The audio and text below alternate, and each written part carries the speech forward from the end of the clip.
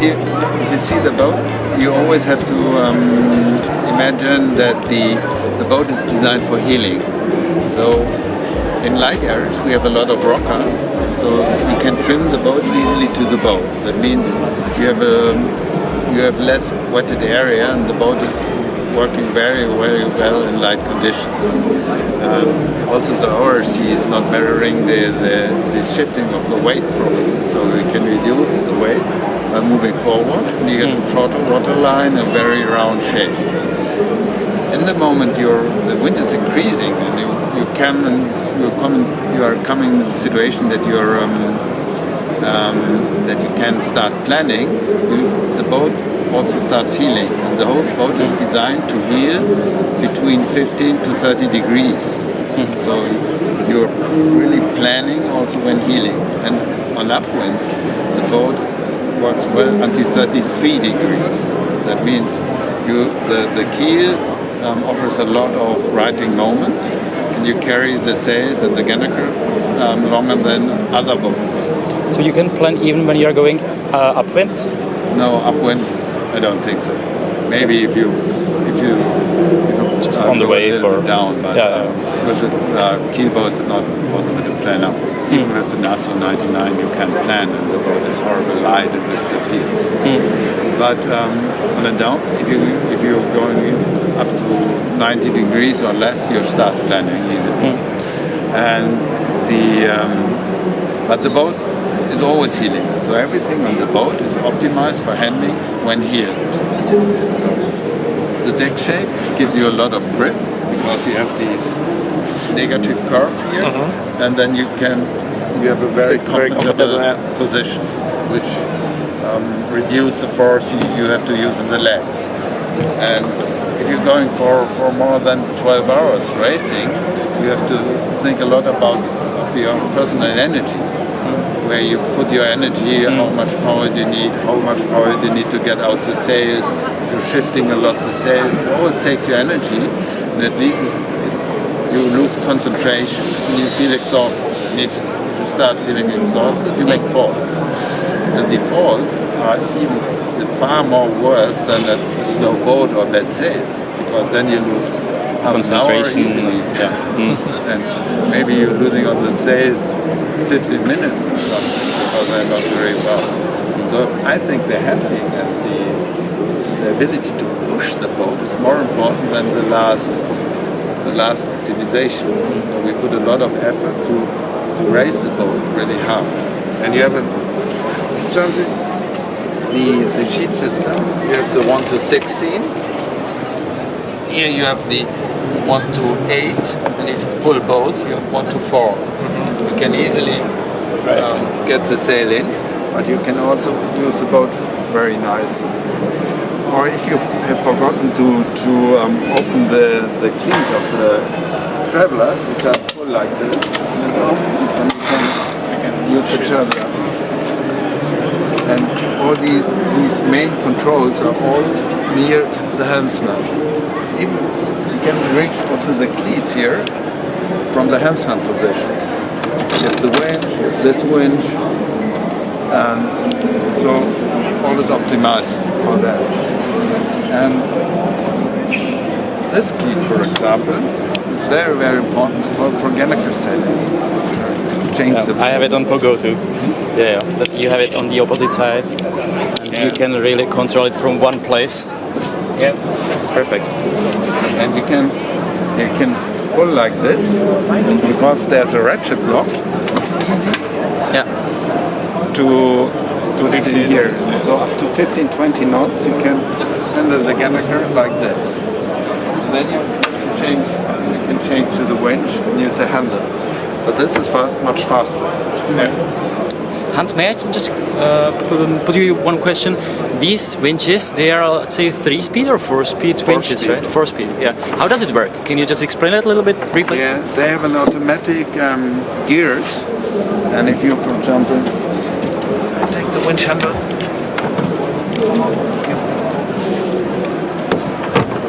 You're super speed. So this is for jibing, or if you use a retriever line to get the spinnaker, it's high speed. Then you have the second gear, and if you can't pull anymore, you just check.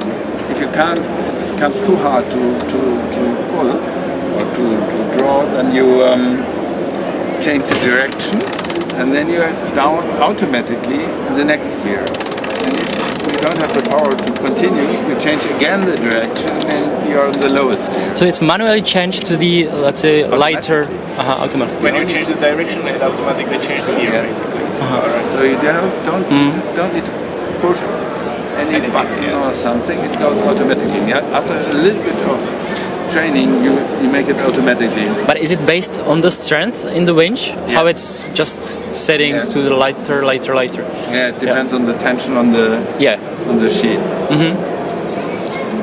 So according to tension, it just it's changing the speed. And then you have these three, or we designed or we made a calculation for the boat for 3 typical sitting position in double hand mode. So you have for example, in the light earth, the helmsman sit here, or even better on this side.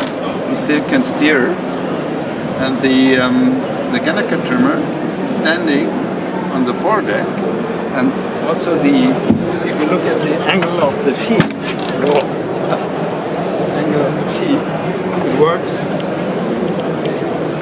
it works properly. So he can stand here in the shrouds and controls the spinnaker, and the boat is nicely moving to the bow. The stern goes up. Yeah. That's super light air, it's super fast. And later, it's back. So then the Genthe trimmer is sitting here or here, the helmsman moves back. And in the super, in a tight or in a tight reach, you can release the jammer here, free the winch from the backstay, and then you have a perfect trimming position for the Genthe, really at the stern.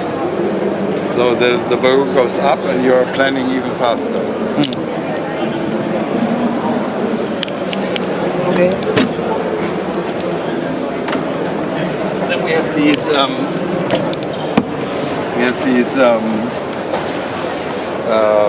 drum.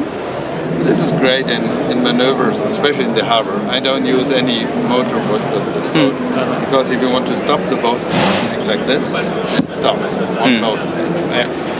If you move it slowly, it's turning like hell. And if you put the sails down, you want to go backwards, you can control the boat also easily in the harbor. And So you are still using the shape of the rudder blade when you turn it opposite, and it's much better than only to have it on this side. And I could see that you have two versions of rudder blades. You have one rudder blade or two rudder blades. Depends probably whether it's going to sail offshore or inshore racing. Or no, it depends more on the typical wind conditions. The double rudder are good with 18 to 26 knot wind range and long distance racing with downwind courses. On most of the typical conditions in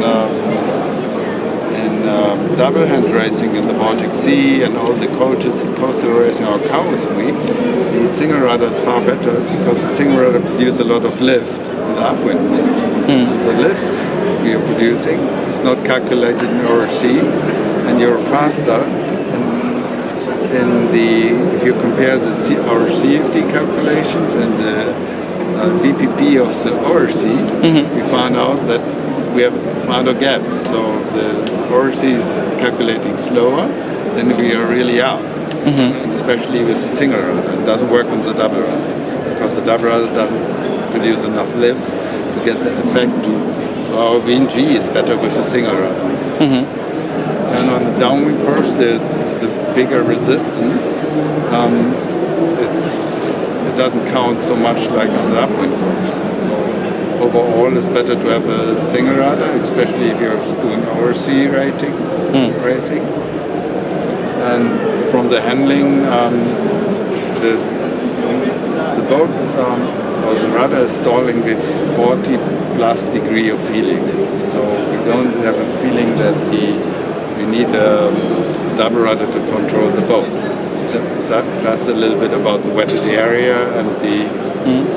And isn't there disadvantage to have only one rudder when you are really heeling really a lot, that the rudder cannot already control the boat? But I could see that it's really long rudder blade, right? Yeah. So that's why it's probably no problem, isn't it? Yeah, the rudder is so long and it's quite forward, so you don't have the problem with losing control. So also Jan Hansen in the silver rudder, he was completely surprised because in the beginning he didn't have a lot of time for training, so he didn't know the boat very well, but he was completely surprised that the boat was easily to control in all this heeling. In the beginning there were a lot of gusts, and it was his first race, the first situation, and the boat just moves forward with no pressure on the rudder. That's very unique on the boat, because the boat is really designed for heeling. So it's very balanced with up to 33 degrees. So we have a maximum design speed or design angle of heeling, and we get the highest speed at 33 degrees. Just a question, can it be said that it's more effective when it is heeled or when it is just going straight? Yeah, it's more effective when it's heeled. Yeah. So you are even, let's say, artificially heeling the boat when, for example, the wind is weaker or the wind is... No, that makes no sense, because then you need to reduce the wetted area. That's the reason why we have quite a lot of rock, and then you have to move forward. This effect is only if you have enough. If the key, because the key weight gives you, if the boat is heeled, the key works more efficient. So you have more righting moment. It means you can have more pressure into the sail. You have more driving. You have a driving force into the forward. Can you tell us a little bit more about technical specification of the boat?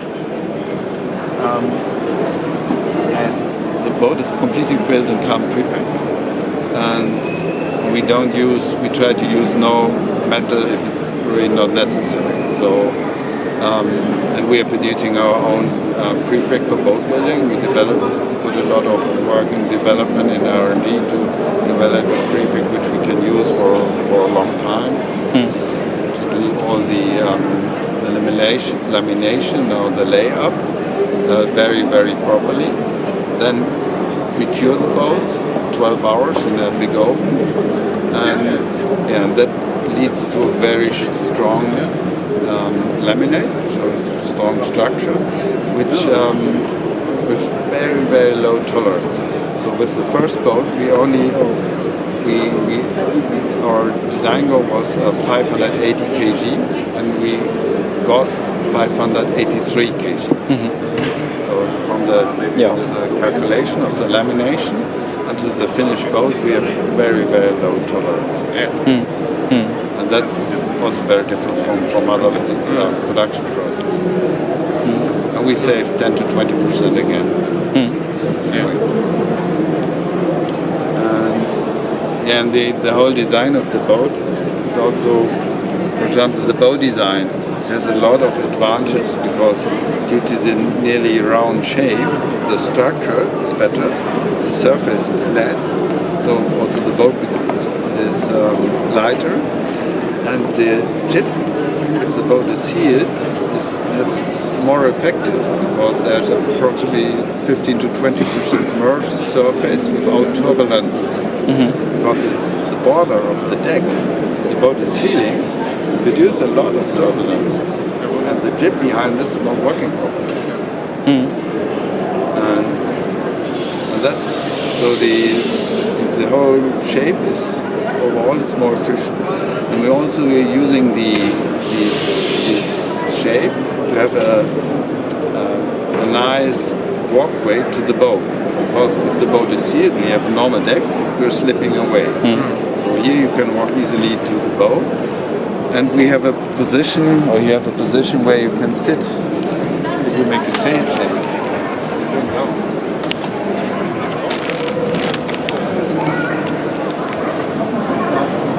If you change to the cutter chair, when you have really bad condition, you can sit like here, and because this is still angled a little bit to the negative side, you have both hands free for working. Normally you must. Sitting like this, and you have one hand for the boat, one hand for you. Here you can use two hands, and you can prepare everything in the boat. Get the cutter jib out, for example, mount it here, put it on the deck, close it, and go back. That's it. It's less. You need less power, and it's faster. The sail change. You can also prepare the code zero. Keep the code zero. It's a second sheeting system, and the big Genthe can be attached at the same time. So two sail systems. And if you get water in, this water trap below leads the water directly out of the hull again, because in the edges there are holes to the outside. So it's no problem to leave it open. Keep the edge open. There must be really big waves that get a problem, or if you get water in. And this is super light, it's honeycomb. It's also super strong. May I have a question regarding the material? When you have really full carbon boat, you have it really black even inside, so you have it laminated. So that's why it's white, isn't it? Yeah. Black boat, it's a little bit depressing. But most people want to have it with a paint. So we offer 3 options: pure carbon without paint, then you can have a white simple paint, and you can have a glossy surface, nicely finished, but which add a little bit more weight because you have to put putty and. But that's the nice version. But for racing, some people prepare. So we have one guy who's ordering the boat now only with a black carbon surface, because he can glue everything just on the go. That's a harbor. Okay. If you go in the harbor, there's also one big advantage. You can attach the Genthe halyard to the tack line, and then you can move up the bowsprit from the back. Okay. And then, because the bobstay is also usable from the back. And then you can stand in front of the bowsprit and do the mooring. Yeah. No problem with. So you have, let's say, bowsprit behind you when you are just pulling the mooring. Yeah.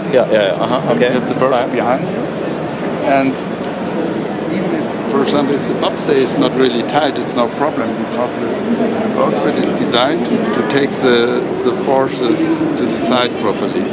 So you don't have to tighten the bobstay like hell. You just pull it a little bit, and if the bowsprit goes a little bit up under pressure, it's no problem because it's designed for that.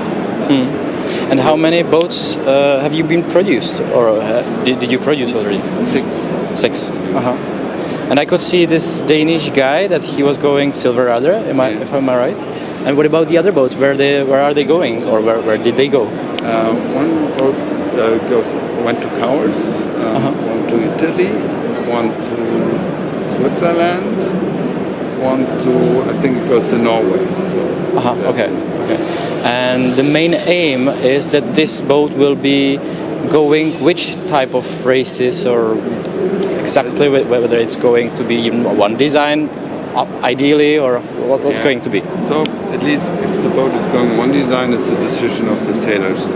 How they accept the boat and how many boats we are producing. But the boat is optimized for our sea racing. It works in the typical double, single-hand cruise, also cruise sailing in our sea, the typical coastal sailing. Here week, all these Baltic races, Finland, or Cowes week, it's perfect. These are the exact wind conditions. And then the boat, I think, is very, very competitive. If there are more boats, we prepared already some classrooms. But I made the experience that all the big boats or all the sailors have some ideas, and they change things on the boat, and then it becomes difficult with the one design idea.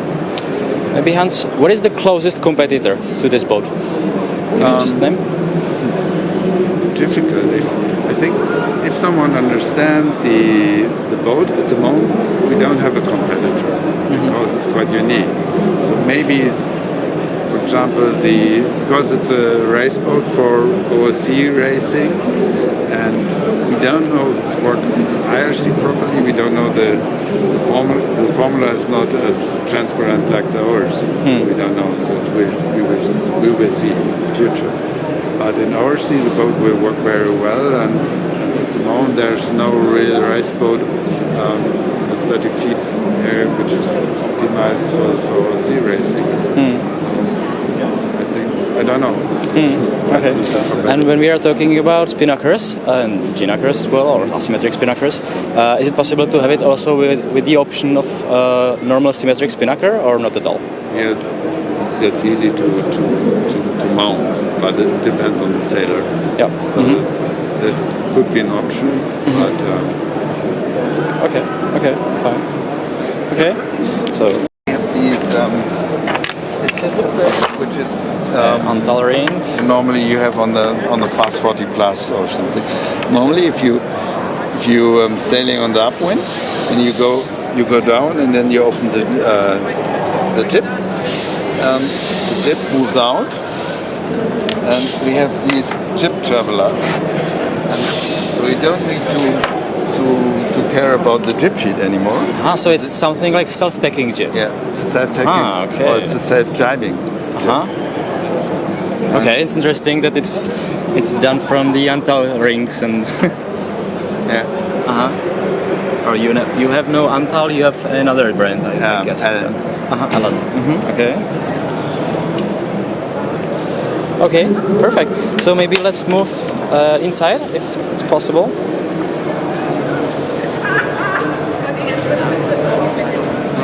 Here we have here you have the possibility to put sails or other things, and we have you can add different motor systems, and you can remove the motor easily and put a blind plug in, so you have a nice underwater ship with no resistance. And we are offering the e-propulsion system. It works very well in the boat. You can put an outboard in this place, and so it's for every idea. But if you want, you can remove the motor totally, and then you have a pure risk or sailboat again. Yeah, perfect. If it's heavy wind, you put the second gennaker, so the A5, into the entrance. And there's nothing which can hurt the gennaker. So it's very easy to pull the gennaker in.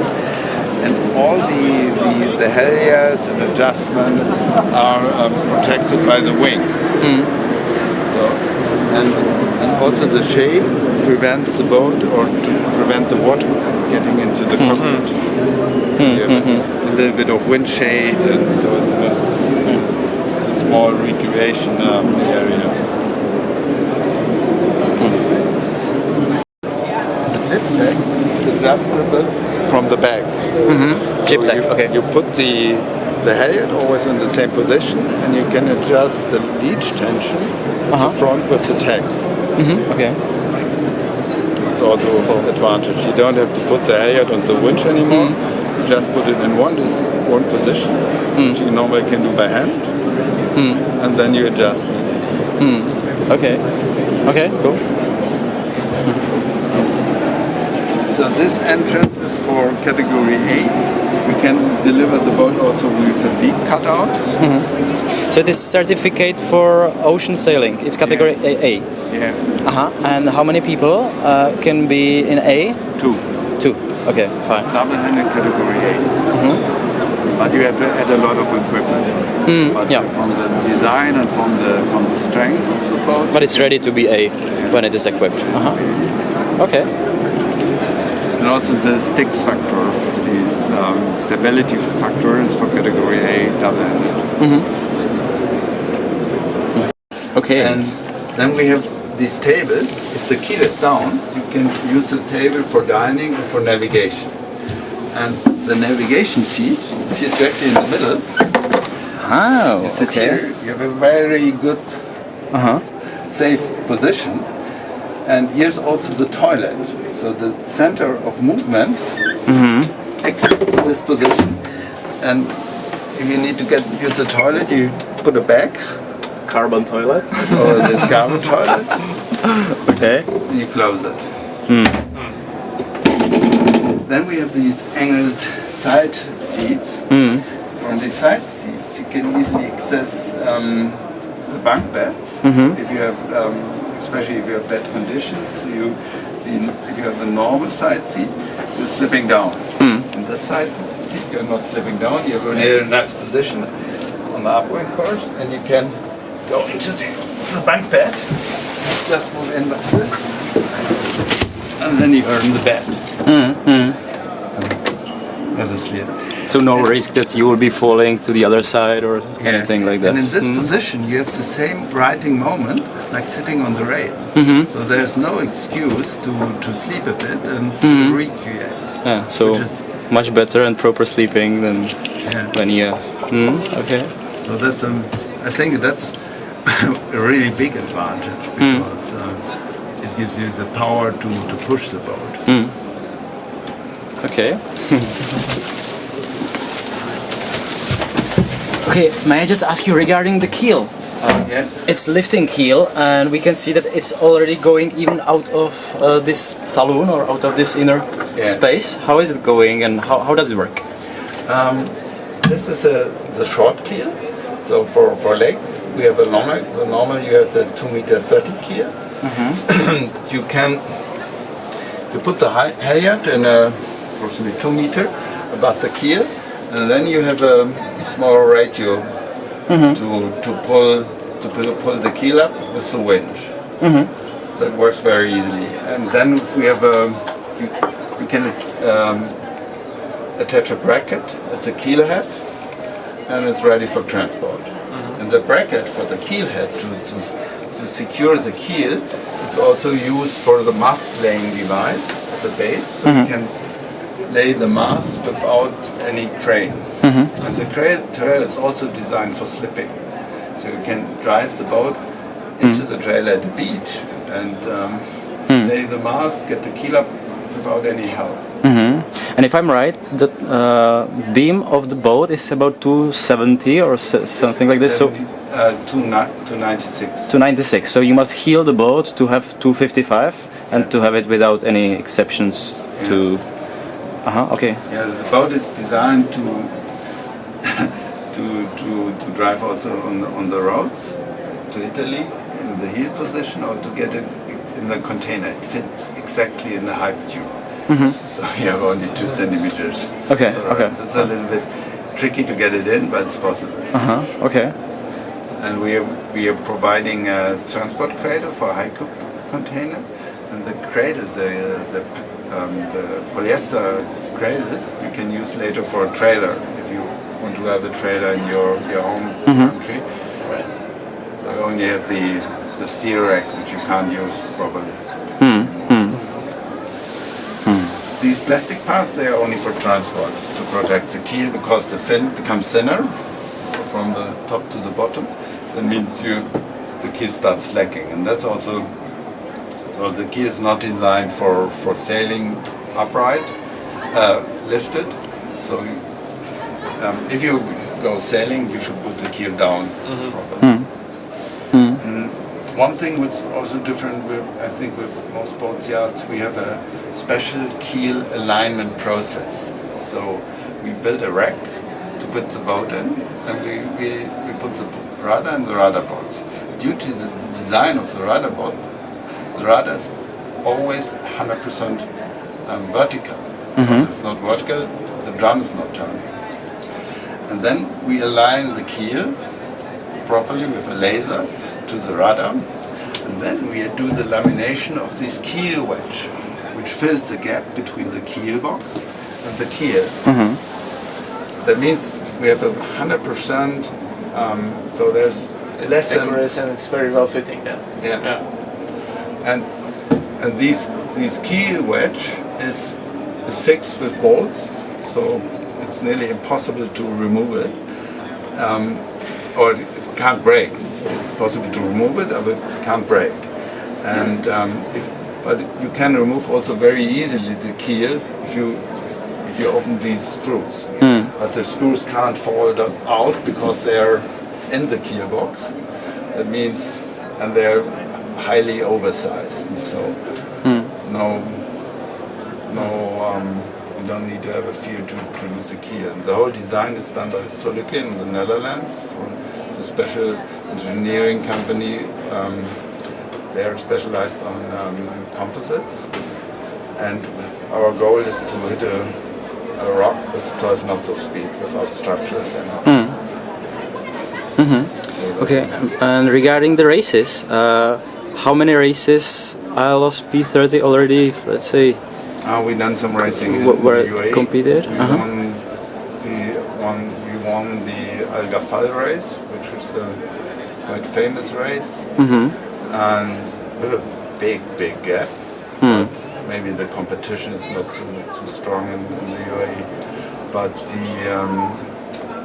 in Europe, It went silver rudder, right? there was a silver rudder, but Jan Hansen had no working autopilot during the silver rudder, so he was not able to change the sails, and also only 5 hours of training. So 5 hours of training, okay. or training, it was not really training, to set up the boat, lengthen the last the ropes, and then they started silver rudder. So he got 5th, and he put a lot of pressure on the first guy, and the first guy told us, he sailed the 5-80 afterwards, because he told me he was always looking back, and Jan Hansen came near. He used the code 0, Jan Hansen only main and jib, and he was always in the fear that he would takes. Okay, even though without using Dubai, he code tested 0. the AP30, and I think he told no chance from the boat speed. So even without having code 0, he was just behind him and threatening. And at the end of the race, there was very low wind. Then he took up the A5, not the big one. So we have some videos where he So then he accelerates like hell. We could see how this Aeolos is passing X yacht, heavier X yacht, and how Aeolos was really much faster, and how it's just going along and passing this yacht. I don't know if you can remember from the video, but it's really interesting shot. One example was also calm boat. One-off built another guy who built the boat, and it's one-off and very nice and very fast boat. But so I was also astonished that we are so much faster. It's an Australian designer and full calm boat, 36 feet, so even 2 meters longer. Okay, so Hans, thank you very much for the introduction of this boat. It's really beautiful, and I wish you good luck.